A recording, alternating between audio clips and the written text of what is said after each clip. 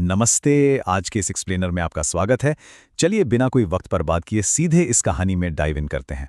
अब जरा situation imagine कीजिए। रिया मेहता नाम की एक लड़की काम से अपने अंधेरी ईस्ट वाले अपार्टमेंट लौटती है, लेकिन घर आधा खाली है। उसकी रूममेट अंजलि बिना कुछ बताए अचानक जा चुकी है। और पीछे क्या छूटा है? फ्रिज पर टेप से चिपका हुआ एक अजीब सा लिफाफा। बस यहीं से एक आम सी रूममेट वाली कहानी एक बहुत ही गहरे साइकोलॉजिकल सस्पेंस में बदल जाती है। अब इस लिफाफे के ऊपर क्या लिखा था उस पर गौर करते हैं। रिया के लिए मेरा एग्जिट इंटरव्यू, मेरे जाने के कारण, और प्लीज गुस्सा मत होना।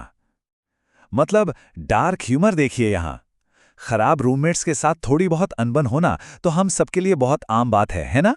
लेकिन ये एग्जिट इंटरव्यू, ये बात शुरुआत से ही एक अजीब सी बेचैनी पैदा कर देती है।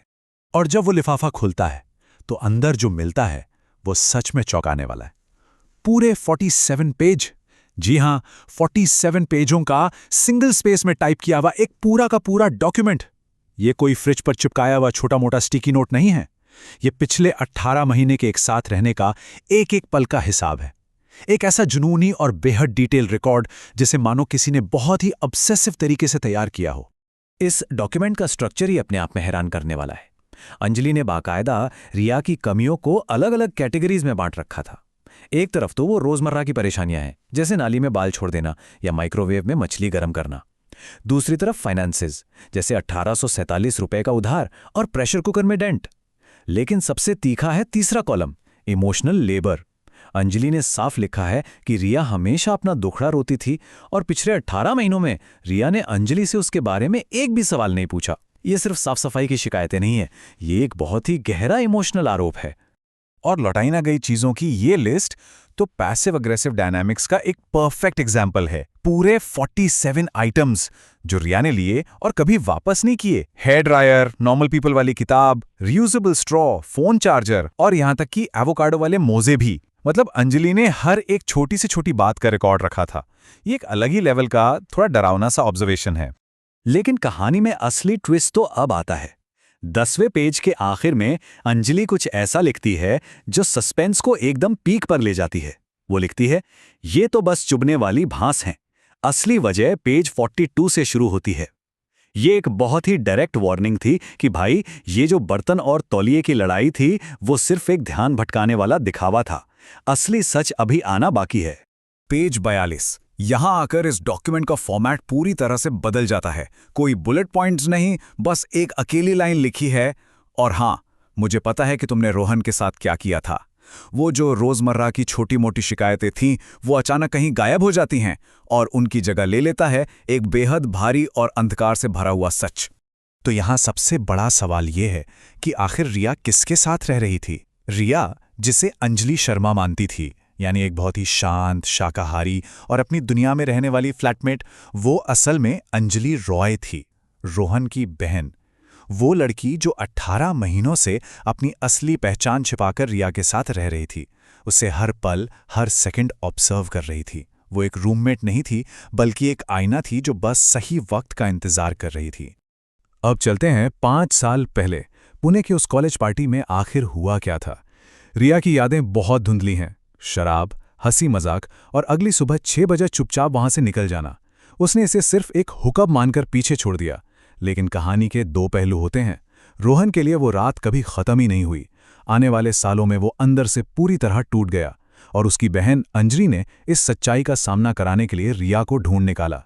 यहीं पर अंजलि का सबसे बड़ा और दर्दनाक आरोप सामने आता है।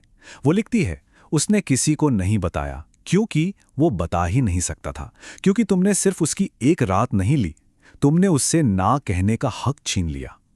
ये सोर्स मटेरियल में कंसेंट यानी सहमति की उस गहरी और दर्दनाक हकीकत को दिखाता है जिसने रोहन की पूरी जिंदगी को खामोशी से तबाह कर दिया। और यही बात हमें इस पूरे एक्सप्लेनर के सबसे अहम सवाल पर लाके खड़ी कर देती है। मुझे याद नहीं और ऐसा कुछ नहीं हुआ, इन दोनों बातों के बीच की जगह में क्या बसता है? रिया ने सालों तक खुद को यही समझाया कि अगर उसे कुछ याद नहीं है तो मतलब कुछ गलत हुआ ही नहीं। लेकिन मेमोरी का ना होना आपको बेगुनाह नहीं बनाता। यही इस कहानी का वो साइकोलॉजिकल बोझ है जो सच में सोचने पर मजबूर कर देता है। इस जबरदस्त झटके के बाद रिया सच की तलाश में पागलों की तरह जुट जाती है। वो अंजलि को कॉल करती है, लेकिन नंबर बंद है। वो लिंक्डइन पर रोहन को खोजती है, जहां उसकी एक थकी हुई सी मुस्कान वाली फोटो दिखाई देती है। और फिर उसे एक 3 साल पुरानी रेडिट पोस्ट मिलती है। डिजिटल दुनिया में बिखरे हुए ये सुराग अंजलि के दावों की उस खौफनाक सच्चाई को पूरी तरह कंफर्म कर देते हैं। उस पुरानी रेडिट पोस्ट में अंजलि का दर्द साफ साफ महसूस होता है। वो लिखती है कि कैसे उसका भाई पीटीएसडी से जूझ रहा है, और आखिर में एक बहुत ही बेबसी गुहार लगाती है, कोई मुझे बताए कि मैं पागल नहीं हूं। ये वो मोमेंट है जहां रिया पहली बार इस पूरे नुकसान को अपने नजरिए से बाहर निकलकर किसी और की नजर से देखती है।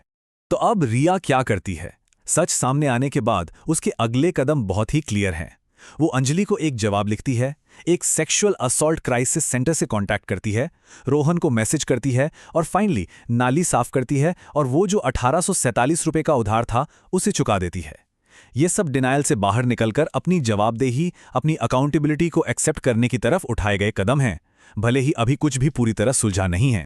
रिया अपने खत में जो लिखती है वो इस सोर्स मटेरियल का एक बहुत ही डीप हिस्सा है। वो लिखती है, मुझे नहीं पता कि मैं एक विक्टिम हूं या अपराधी या दोनों या शायद कोई नहीं, लेकिन मुझे पता है कि मुझे इसका पता लगाना ही होगा। वो कोई एक्सक्यूज नहीं देती। सिचुएशन की जो एक्सट्रीम कॉम्प्लेक्सिटी है उसे एक्सेप्ट करने का ये एक बहुत ही मैच्योर तरीका है। चलिए अब इस कहानी के पोस्ट स्क्रिप्ट की तरफ बढ़ते हैं। 6 महीने बीत चुके हैं। रिया के पास हिमाचल प्रदेश से एक खत आता है, एक ऐसा खत जिस पर भेजने वाले का कोई अता पता नहीं है। और उस खत में महज 5 लाइनें लिखी थीं। मैं तुम्हारा यकीन करती हूं, मैं तुम्हें माफ नहीं करती, लेकिन अब मैं तुम्हें चोट नहीं पहुंचाना चाहती, अभी के लिए बस इतना ही। ये इस कहानी को एक बहुत ही रियलिस्टिक और हार्ड हिटिंग क्लोजर देता है। इस साफ दिखाता है कि हर कहानी की कोई हैप्पी एंडिंग हो ऐसा जरूरी नहीं। कुछ कहानियां बस आगे बढ़ने और नेक्स्ट स्टेप देने के बारे में होती हैं। आखिर में ये सब एक ऐसा सवाल छोड़ जाता है जो आपको सोचने पर मजबूर कर देगा। जब आपको खुद को आईने में देखने के लिए मजबूर किया जाए तो सामने देख रहे अपने असली अक्स को एक्सेप्ट करने के लिए क्या चाहिए होता है। ये पूरा डॉक्यूमेंट यादों और सच से मुंह मोड़ने के जो कंसीक्वेंसेस हैं उन पर गहराई से सोचने पर मजबूर करता है। खैर, उम्मीद है कि इस एक्सप्लेनेयर ने इस कॉम्प्लेक्स टॉपिक को समझने में आपकी मदद की होगी। हमारे साथ जुड़ने के लिए बहुत बहुत धन्यवाद।